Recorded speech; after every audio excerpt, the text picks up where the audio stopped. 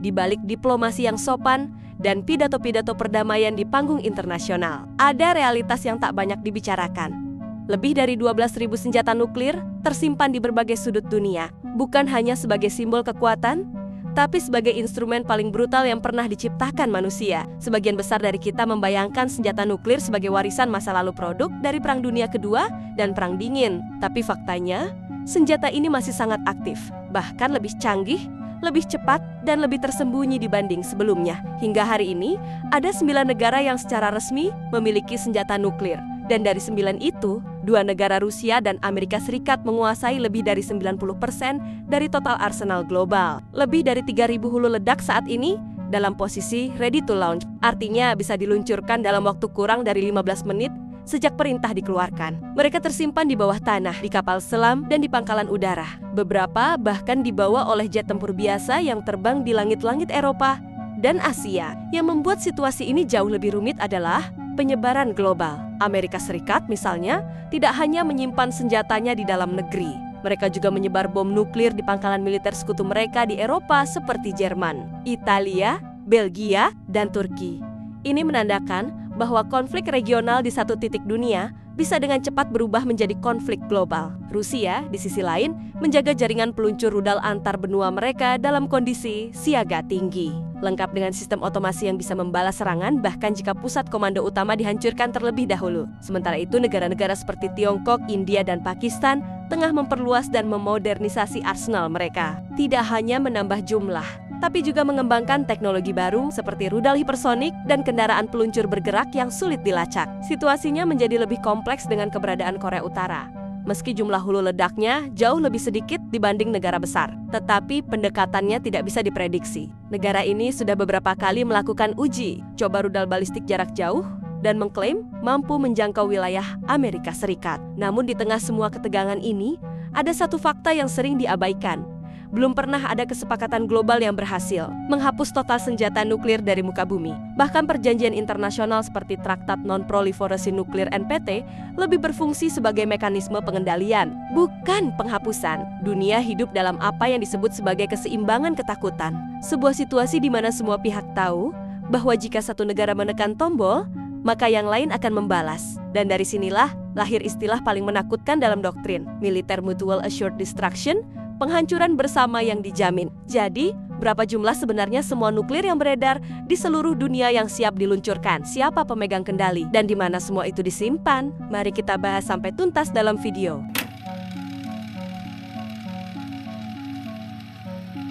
Di atas kertas, dunia mengenal 9 negara pemilik senjata nuklir. Tapi dalam praktiknya, tidak semua negara memiliki strategi yang sama. Ada yang mengandalkan kekuatan laut, ada yang mengutamakan rudal jarak jauh, dan ada pula yang menyebar bom nuklirnya di wilayah sekutu.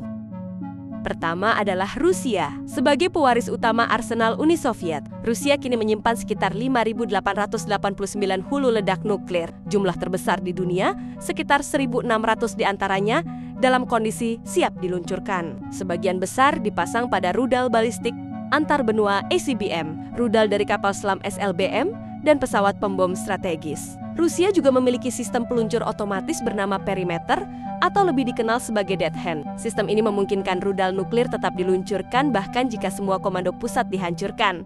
Arsenal nuklir Rusia tersebar di wilayah Siberia, Pegunungan Ural, dan Laut Arktik dengan tambahan kapal selam yang terus bergerak di wilayah Pasifik dan Atlantik Utara. Dan yang paling banyak selanjutnya adalah Amerika Serikat. AS memiliki sekitar 5.244 hulu ledak dan sekitar 1.770 diantaranya siaga penuh. Sistem senjata nuklirnya mencakup 3 matra. ICBM Minuteman ketiga di silo bawah tanah di Montana, Wyoming, dan North Dakota. Kapal selam kelas Ohio yang membawa rudal Trident kedua, D5, pesawat pembom strategis seperti B-52, dan B-2 Spirit mampu menjatuhkan bom gravitasi B-61. Yang membedakan AS adalah penempatan senjata nuklir di luar negeri, khususnya di wilayah sekutu NATO. Negara seperti Jerman, Italia, Turki, Belgia, dan Belanda menyimpan bom nuklir Amerika Serikat dalam program yang disebut nuclear sharing. Kemudian ada Cina sebagai pesaing utama Amerika, khususnya dalam perdagangan. Juga memiliki nuklir yang katanya untuk mempertahankan diri dan menjaga keseimbangan. Jumlah senjata nuklir Tiongkok relatif lebih sedikit, sekitar 410 hulu ledak, namun terus bertambah pesat. Negara ini kini membangun ratusan silo peluncur baru di Gurun Xinjiang dan Gansu, serta memperkuat armada kapal selam nuklirnya di Laut Cina Selatan dan Laut Kuning. Strategi Beijing lebih mengarah pada penangkal minimum yang efisien. Tapi data terbaru menunjukkan mereka sedang mengembangkan rudal hipersonik dan kendaraan, peluncur mobile yang lebih fleksibel dan sulit dilacak. Doktrin resmi Tiongkok menyatakan no more first use. Namun arah kebijakan modernisasinya menimbulkan pertanyaan besar di komunitas internasional. Prancis dan Inggris sebagai dua kekuatan nuklir utama Eropa, Prancis memiliki sekitar 290 hulu ledak, sementara Inggris sekitar 225. Prancis mengandalkan kapal selam nuklir Triomphant dan rudal jelajah nuklir udara ke darat. Sementara Inggris hanya menggunakan SLBM Trident kedua, D5 di kapal selam kelas Vanguard yang berbasis di Skotlandia. Keduanya menegaskan bahwa arsenal mereka sepenuhnya independen dan hanya digunakan untuk membalas serangan nuklir terhadap wilayah mereka atau kepentingan vital nasional. Selanjutnya ada India dan Pakistan di Asia Selatan. India dan Pakistan menjadi dua negara yang terus membangun kekuatan nuklir secara paralel. India menyimpan sekitar 164 hulu ledak dengan fokus pada rudal balistik Agni serta mulai mengoperasikan kapal selam bersenjata nuklir. Sementara Pakistan dengan sekitar 170 hulu ledak lebih fokus pada senjata nuklir taktis dan rudal jarak pendek sebagai respon terhadap doktrin militer India. Meski India menyatakan kebijakan no more first use, Pakistan secara terbuka menyatakan akan menggunakan nuklir jika merasa eksistensinya terancam termasuk dalam konflik konvensional. Dan yang terakhir, ada Israel dan Korea Utara. Israel tidak pernah secara resmi mengakui memiliki senjata nuklir, tapi diperkirakan menyimpan sekitar 90 hulu ledak. Arsenal ini disembunyikan secara ketat, diduga tersebar di fasilitas bawah tanah di Negev, serta kapal selam buatan Jerman yang dimodifikasi untuk peluncuran nuklir. Sementara itu, Korea Utara adalah pemain paling tak terduga dengan jumlah antara 30 hingga 50 hulu ledak. Negara ini telah melakukan uji coba nuklir sebanyak 6 kali dan beberapa peluncuran rudal balistik, jarak jauh yang diklaim bisa menjangkau wilayah Amerika Serikat. Lalu di mana sebenarnya bom-bom itu dan mengapa dunia masih menyimpannya? Senjata nuklir bukan disimpan di museum, mereka tidak dikurung dalam kotak kaca seperti artefak masa lalu.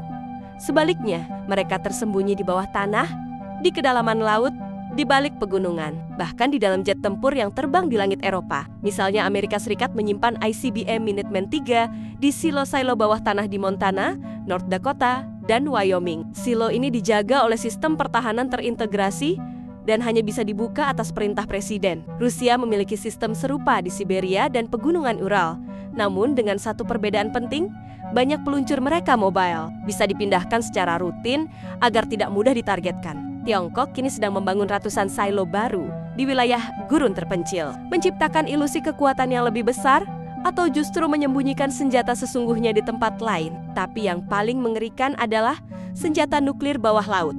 Kapal selam bertenaga nuklir dari Rusia, Amerika Serikat, Inggris, dan Prancis bisa membawa 12 hingga 20 rudal balistik. Masing-masing berisi hulu ledak yang bisa diarahkan ke berbagai target berbeda. Mereka tidak pernah muncul ke permukaan, tidak terdeteksi, tidak diketahui posisinya.